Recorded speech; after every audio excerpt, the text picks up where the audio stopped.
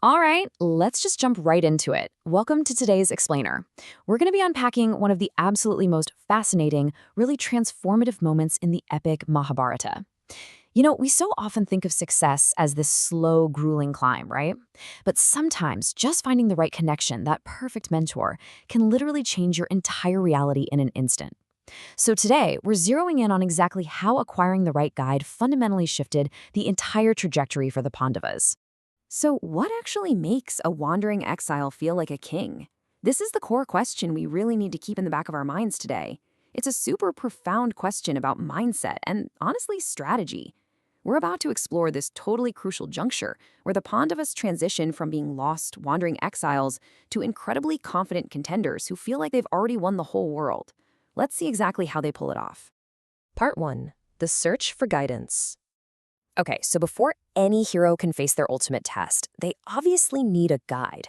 And what's truly interesting here is the pure strategy behind Arjuna's request. Remember, he's just formed this brand new alliance with a powerful Gandharva. But Arjuna doesn't ask for gold, he doesn't ask for a massive army. Instead, he leverages the Gandharva's vast worldly knowledge to find the ultimate strategic asset, a priest. More specifically, a Veda-knowing Brahmana.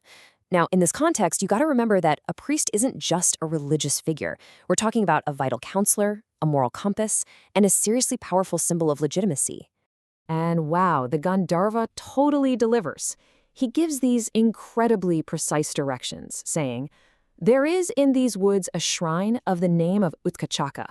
Dhaumya, the younger brother of Devala, is engaged there in ascetic penances. Appoint him if ye desire your priest." Notice how this isn't some vague, oh, go find a guy in the woods kind of recommendation. It's a highly targeted referral to a very specific master living deep in the forest. Section 2. The Gandharva's Recommendation. This whole exchange brilliantly illustrates the absolute art of ancient diplomacy. Arjuna is highly pleased, right? So he gives the Gandharva a weapon of fire, complete with all the befitting ceremonies. But here is the crucial part. Arjuna actually delays taking the horses the Gandharva offered in return. He tells him, basically, hey, keep them for a time until the occasion arises. This shows immense strategic patience. It builds a really solid foundation of long-term trust. When they finally depart the banks of the Bhagirathi, it's not just as passing acquaintances. It's with mutual, deeply respectful salutations. It's honestly a masterclass in relationship building. Moving on to Section 3. Meeting Master Dhaumya. So armed with this hot new recommendation, the sequence of their encounter unfolds super quickly. First up, they arrive at the sacred asylum of Utkochaka. Second, they formally install Dhaumya as their priest. But step three is where the profound humility of this whole situation really hits you. Dhaumya, the foremost expert of the Vedas, a man of just immense spiritual stature, consents to their request and receives them simply with presents of wild fruits and edible roots. No grand feasts, no opulent palaces, just the simple, wild offerings of the forest. Yet, this incredibly humble ceremony seals a massively powerful bond.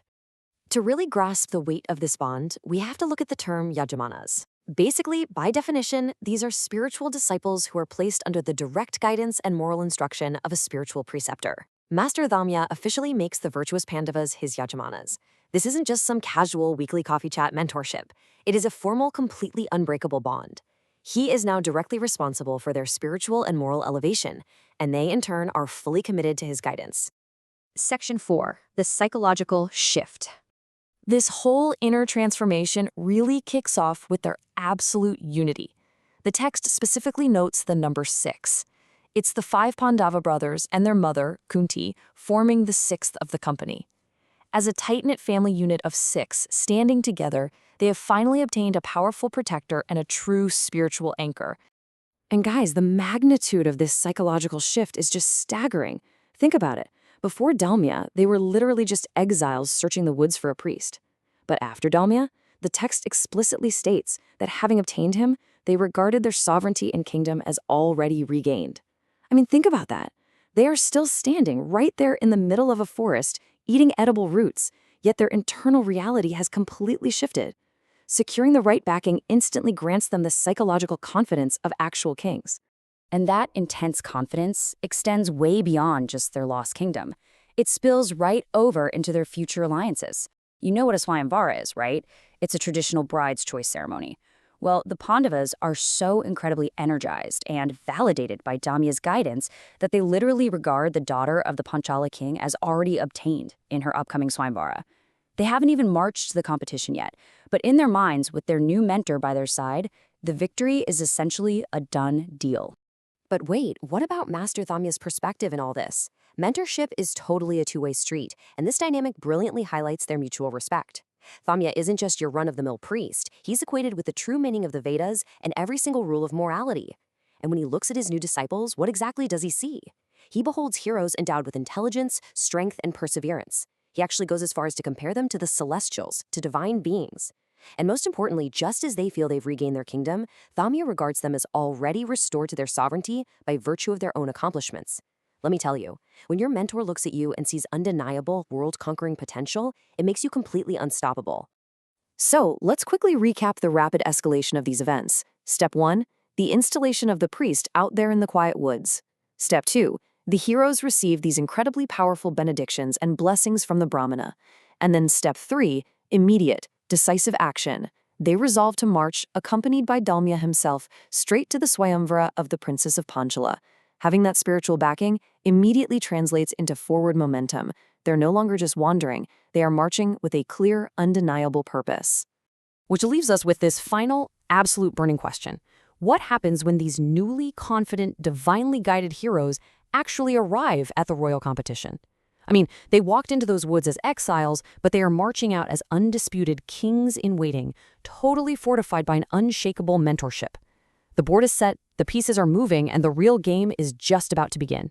Thanks so much for joining me on this explainer today. Keep learning, and I will see you in the next one.